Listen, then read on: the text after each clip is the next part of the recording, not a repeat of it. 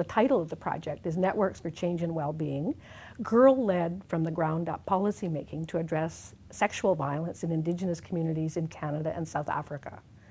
The main focus of it is really to look at the ways in which girls and young women themselves, who are the victims of sexual violence, have been left out of the community of policymaking. And we feel that this is a critical aspect of deepening an understanding of sexual violence, but also taking action and policy change in relation to sexual violence.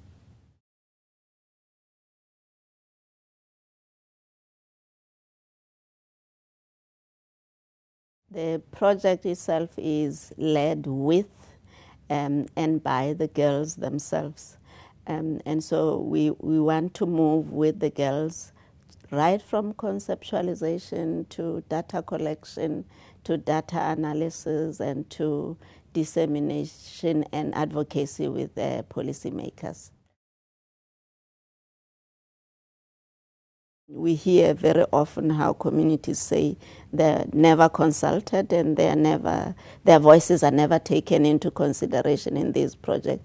So this project aims particularly to sort of unearth those voices in local communities.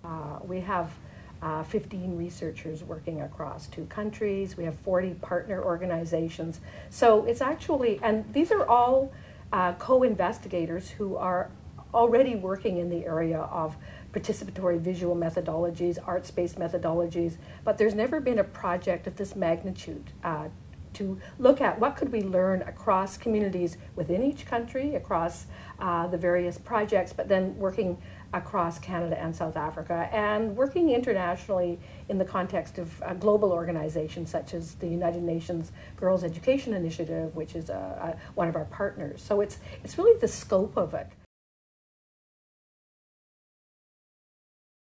Clearly, we want to address sexual violence. So we hope that our awareness raising, this approach to drawing on the voices of girls, the approach to trying to engage policymakers in a different way will have a major impact on laws, on enforcement of protection for girls, and leadership amongst girls and young women down the road.